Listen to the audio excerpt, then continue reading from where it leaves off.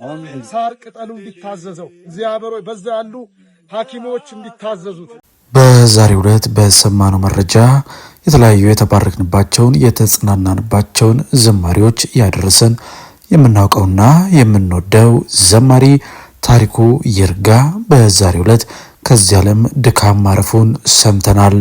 ምንም እንኳን በኢየሱስ አምኖ የዳነ ሰው ቢሞት እንኳን ወዴት እንደሚሄድ ስለምናውቅ በዛ የምንጽናና ቢሆንም ከስጋ ቤተሰቦቹ መለየቱ ግን ለልጆቹ ለባለቤቱና ለቤተሰቦቹ ሐዘንን እንደሚፈጥር ግልጽ ነው። ሁላችሁም እንደምታስታውሱት ዘማሪ ታሪኩ ይርጋ መታመሙ ከተገለጸ በኋላ ለሕክምና ወጪውም ከ10 ሚሊዮን ብር በላይ እንደሚያስፈልግ በመታወቁ እጅግ ብዙ ደጋግ ኢትዮጵያውያን የሚችሉትን አድርገውለት ወደ እንደ ሀገር ሄዶ ሕክምናውን ጀምሮ የነበረ ቢሆንም ሊተርፍ ግን አልቻለም። ሁላችንም ወደማንቀርበት ሞት ሄዷል። ነገር ግን ወደሚወደው ወደ አገለገለው ጌታ መሄዱ ደግሞ ያጽናናናል፣ ያበረታናል። ለመሆኑ ዘማሪ ታሪኩ ይርጋ ያጋጠመው ህመም ምን ነበር? የመጨረሻዎቹ አሳዛኝ ሰዓታትስ እንዴት ያሉ ነበሩ? የመጨረሻ የስንብት መልእክቱስ ምን ይላል? የሚለውን የሰማነው መረጃ በዛሬ ፕሮግራማችን ላይ ታደምጣላችሁ። እናንተም በሐሳብ መስጫው ስር ለዚህ ተወዳጅ ለነበረው ዘማሪ ቤተሰቦች እግዚአብሔር ያበርታችሁ ያጽናናችሁ እያላችሁ መልካም ምኞታችሁን በሐሳብ መስጫው ስር ግለጹላቸው እያለን ወደ መረጃው እንሻገር። ዘማሪ ታሪኩ ይርጋ ከ3 በላይ የዝማሬ ሰንዱቆችን ያደረሰን ዘማሪ ሲሆን በገጠር በከተማ ሳይል ጌታን በማገልገል የወንጌልን ስራ ሲሰራ የነበረ ወንድማችን እንደሆነ ይታወቃል። ባለትዳርና የ3 ልጆች አባት የሆነው ዘማሪ ታሪኩ ይርጋ በተለይ ደግሞ በጉራግኛ መዝሙሮቹ በዛ አካባቢ በሚኖሩ ነዋሪው ዘንድ ብዙዎች የወንጌል እውነትን እንዲገባቸው በዝማሬው እንደዚሁም ደግሞ ብዙዎች ወደ ጌታ መንግስት እንዲጨመሩ ምክንያት የነበረ ዘማሪ ነበር። ታዲያ ዘማሪ ታሪኩ ይርጋ አጋጥሞት በነበረው የቆሽት ካንሰር ህመም ምክንያት ሕክምና ሲደረግለት ከቆየ በኋላ ከዛም ደግሞ በሀገር ውስጥ እየተደረገለት የነበረው ሕክምና ከአቅም በላይ በመሆኑ በደጋግ ኢትዮጵያውያን እርዳታ በህንድ ሀገር ሕክምናውን ሲከታተል የቆየ ቢሆንም ዶክተሮችም ሐኪሞች የሚችሉትን ቢያደርጉለትም ህይወቱን ግን ማትረፍ አልተቻለም። ነገር ግን ደግሞ ወደሚወደው አምላክና አባቱ መሄዱ ግልጽ ነው። በዚያ ደግሞ እንጽናናለን። በዚህ በዘማሪው ህልፈት ምክንያት የተለያዩ ዘማሪዎች መልእክታቸውን የላኩ ሲሆን ዘማሪ በረከት ተስፋዬ ጌታን አገልግሎ ማለፍ መታደል ነው፣ ታሬ ወደ አገለገለው ጌታ ሄዷል ሲል መልእክቱን አስፍሯል።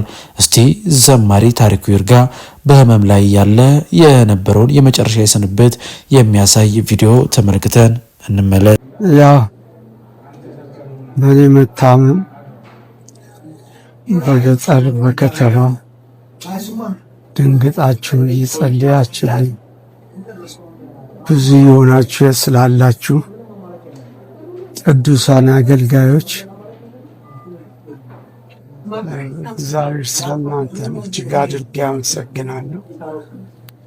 ሌላ ደግሞ ከጎኔ የሚያስፈልገኝ ወጪ ሁሉ ከጎኔ የቆማችሁ በተለይ ከተማ ላይ ሆናችሁ እየለፋችሁ ያላችሁ እናንተም ብድራታችሁ ከጌታ አግኙት እና ሕክምናው ሰፊ ጊዜ የሚወስድ ነው እና አሁን ኮሪያ ላይ ሆነን አንዳንዴ ውስጥ መስተካከል ያለበትን በማስተካከል እዛ እየተከታተልኩ ያለውን አሁንም ጸሎታችሁ፣ ድጋፋችሁ፣ ሞራላችሁ ከኔ ጋር ቆሞ ከሚያገለግሉት እህቶችና ወንድሞቼ ጋር እንድትሆኑ በጌታ ፍቅር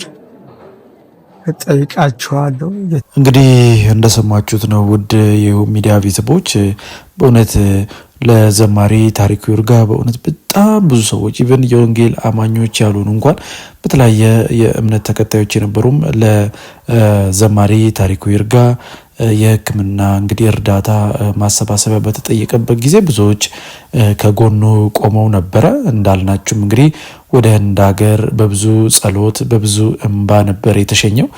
ነገር ግን እንዳልናችሁ እግዚአብሔር ከወሰነልን ቀን ልናልፍ አንችልምና ዘማሪ ታሪኩ ይርጋ ወደሚወደው አምላኩ በትናንትናው ዕለት እንግዲህ መሄዱን ሰምተናል።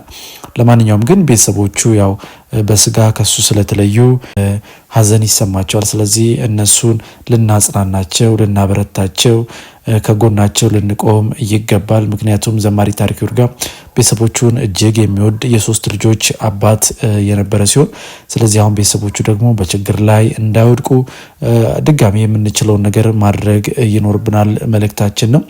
ዘማሪ ታሪኩ ይርጋ እንግዲህ በህይወት በነበረበት ወቅት ከ20 ዓመታት በላይ ጌታን በማገልገል 3 የዝማሬ ሰንዱቆችን አድርሶናል። በተለይ እንዳልናችሁ በጉራግኛ መዝሙሮቹ ይታወቃል።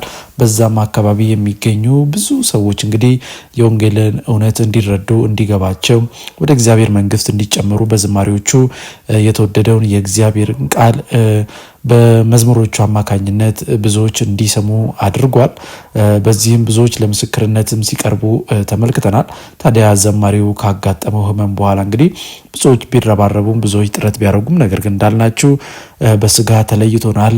ነገር ግን ምንም በስጋ እንኳን ቢለየን ደግሞ ጌታን ያገለገሉ በኢየሱስ ክርስቶስ አምነው የዳኑ ሰዎች እንግዲህ ሕያው እንደሆኑ መጽሐፍ ቅዱሳችን ይናገራልና በዚያ ደግሞ ልንጽናና ልንበረታ ይገባል። ይህ መልእክት ደግሞ ለቤተሰቦቹ ጭምር ነው።